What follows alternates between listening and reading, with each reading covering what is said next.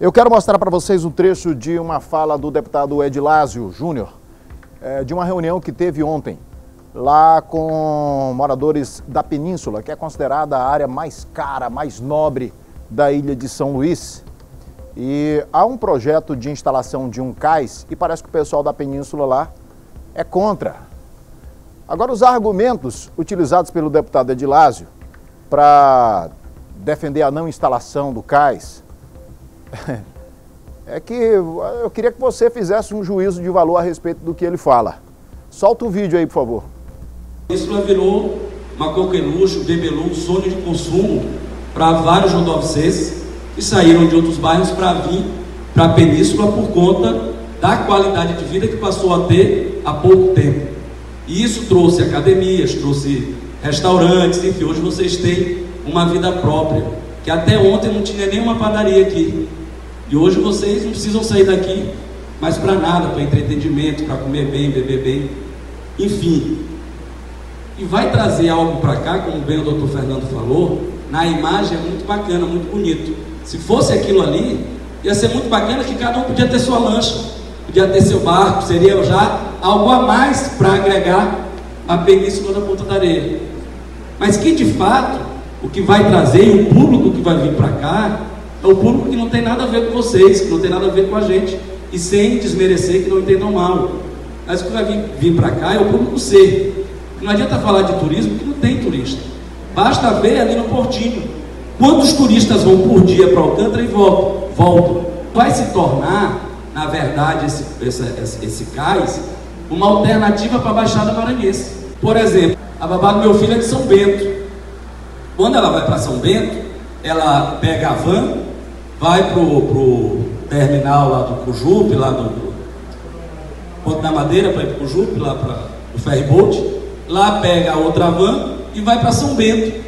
Ela vai ter uma alternativa de chegar agora do outro lado da Bahia em 45 minutos, ao invés de 1h30, 2 horas, 3 horas de relógio. Então, vai ser muito mais cômodo para essas pessoas irem para a Baixada Maranhense, quem está lá vir para cá, por esse ponto aqui, do que por lá. E o que vai vir para cá? Vai vir os carrinhos, vai vir mototáxi. Enquanto o deputado federal Edilásio falava aí, eu fazia algumas anotações aqui para eu poder pontuar com vocês de casa aí.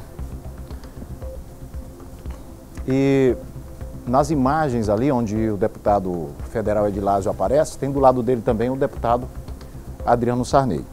O deputado Edilásio coloca para fora ali, de forma bastante espontânea e sem nenhuma vergonha, aquilo que está no seu coração. É? Ele, inclusive, quando ele diz no texto, ele diz na fala dele, vocês, aí depois ele diz assim, a gente, ele se inclui também, porque ele se acha uma casta especial. Aí ele fala assim que o pessoal da Península hoje tem uma qualidade de vida, ou seja, a julgar pelas suas palavras, deputado Edilásio, quer dizer que então que a presença de pessoas da classe C, ou D, ou E, estariam atrapalhando a qualidade de vida que vocês têm na Península, né? Aí ele fala assim que se o projeto fosse uma coisa para que cada um aqui pudesse ter a sua lancha, o seu barco, legal, bacana, né? Muito legal. Pobre não, mas cada um ter sua lancha, isso é que seria legal lá para a Península, né? Não, deputado Edilásio. Aí ele diz assim, porque na verdade o que vai, né, não vai ser minha lancha, meu barco, o barco de vocês. Na verdade vai trazer para cá a classe C, que não tem nada a ver com a gente. Só tem quando precisa depositar o votinho na urna, né, deputado Edilásio? Aí ele continua, né, que na verdade o cais ali seria uma alternativa para a Baixada Maranhense e cita a babá dele, minha conterrânea, de São Bento. É que precisa pegar uma van para pegar o ferryboat, para do outro lado pegar outra van ou um micro-ônibus para poder ir lá para a Baixada, né, comer um peixinho da Baixada Maranhense, visitar a família, uma piaba. Aí ele diz que o trajeto hoje, que é de 1h30, poderia diminuir para 45 minutos com a alternativa lá do cais na Península. Mas não pode ter isso, porque o pobre vai frequentar o espaço deles. Não pode. A babá do Edilásio, ela tem que se colocar no lugar dela, de pobre. Ela tem que ser tratada como pobre, né, deputado Edilásio? Não pode ter uma opção melhor com um cais na península? Não pode não, porque lá é lugar de uma casta especial, que não pode se misturar com pobre, que não pode ter naquele local carrinhos, lotação, não pode ter mototáxi, não pode ter vendedor ambulante, não, porque lá, se pudesse, era para ter um cais para barcos, lanchas, né, ferryboats, e me lembro de ferryboats não, é jet skis, e me lembro de uma ideia absurda que um tempo atrás eu ouvi falar, que tinha gente querendo inclusive colocar uma cancela para quem quisesse acessar a península tivesse que se identificar, que fosse morador de lá, com placa de carro, com tudo, como se ali fosse um condomínio fechado e não um espaço pertencente ao povo da minha cidade. Eu acredito que essa reunião continha pessoas que não representam na totalidade os moradores da península. Quero crer muito nisso, mas a Bíblia diz que o coração fala, a boca fala daquilo que o coração está cheio. Lamento muito que o seu coração esteja cheio desse tipo esteja sendo ocupado por esse tipo de conteúdo, deputado Edilásio.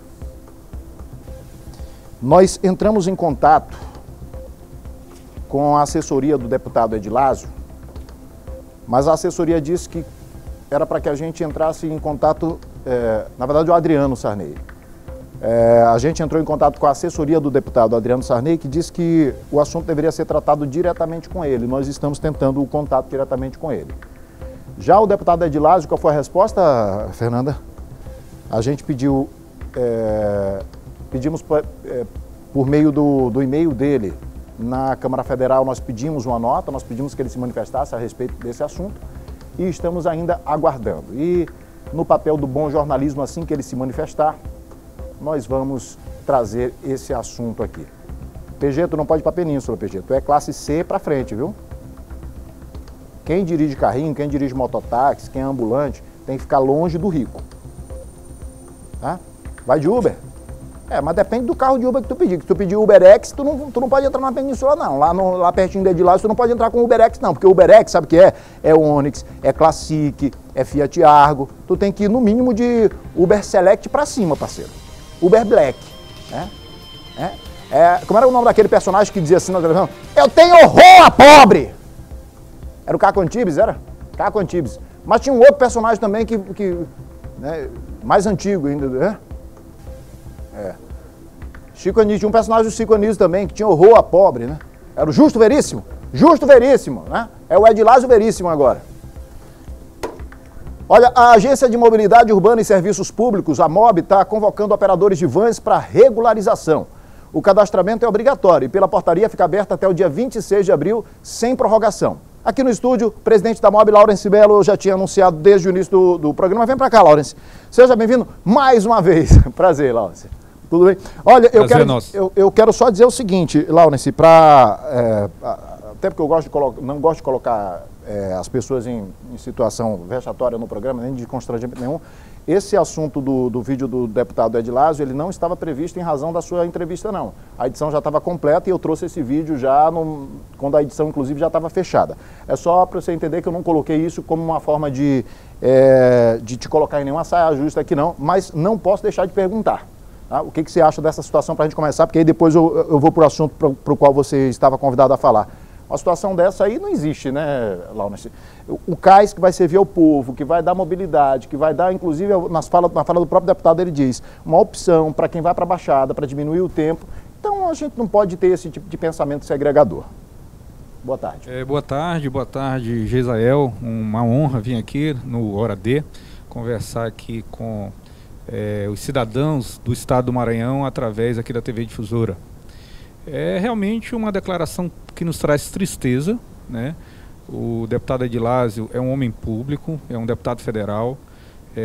Se eu não estou enganado, foi eleito aí com mais de 100 mil votos. E esses votos, eu tenho certeza que são universais. O voto, um homem é um voto, então não tem classe, né? Não tem cidade, não tem bairro. E nos traz tristeza, né? Verificar o que foi dito, né, no bojo da discussão de um equipamento que o governo do estado do Maranhão tenciona entregar não apenas para São Luís, não apenas para Alcântara, mas para todos os maranhenses, que é o cais flutuante, né, esse projeto ali para essa área da península. E assim, do ponto de vista técnico, Geisael, a escolha do governo do estado pelaquela região, ela também está galgada na questão econômica, né?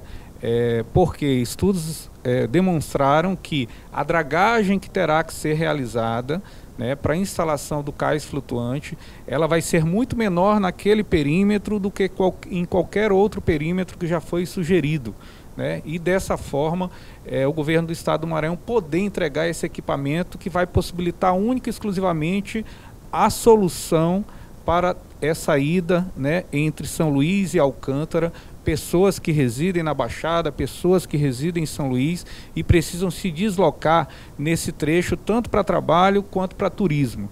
Então, assim, é triste ouvir isso, né? A intenção do governo do estado é realmente entregar mais esse equipamento e tornar mais acessível para todos nós, né, o deslocamento entre São Luís e Alcântara. Mas vamos falar então da questão da regulação aí, da regularização das vans. Já tinha fechado o prazo, depois foi estendido o prazo de novo, e como é que está o andamento disso agora, Laurence?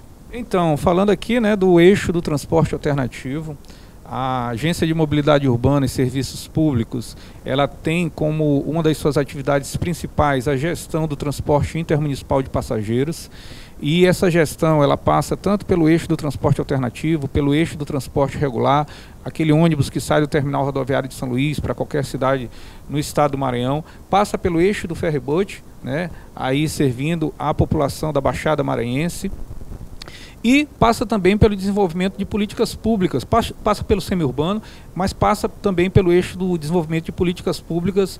Nós somos hoje responsáveis pelo projeto BRT Litorânea, né, que consiste na construção, no prolongamento da Avenida Litorânea e preparação de toda a infraestrutura para a gente receber aqui na Ilha de São Luís um novo modelo de transporte público, que é o BRT. Nós já falamos aqui a respeito desse projeto no programa já.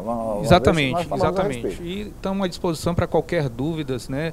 Esse projeto ele está em andamento, né? O prolongamento da litorânea, ele não teve prejuízo mesmo com essas chuvas intensas. A gente deu continuidade construindo o muro de contenção. Mas falando aqui do eixo transporte alternativo, Geisael, hoje nós estamos com um prazo de cadastramento aberto, né? Esse prazo ele se iniciou no dia 25 de fevereiro, ele se estende até o dia 26 de abril e, mais uma vez, eu falo aqui para todos os operadores do transporte alternativo, não haverá prorrogação. E por que existe hoje esse prazo aberto, Geisael? Quando nós chegamos na MOB em outubro de 2017, fizemos o diagnóstico do transporte alternativo e verificamos que, apesar de haver aproximadamente 5.000 veículos realizando essa espécie de transporte pelas estradas do nosso estado, só havia 700 veículos cadastrados. Havia aí um passivo de alguns processos que estavam em aberto, com pendências, e havia aí essa distância muito grande em que aquilo que estava regular e aquilo que estava trabalhando na irregularidade. E todo mundo é pai de família. Então o estado do Maranhão, através da MOB, chamou a categoria para o diálogo, mostrar a necessidade da regularidade. Ganhamos aí a confiança dos operadores, tornando todas as nossas ações, além de legal, também legítima.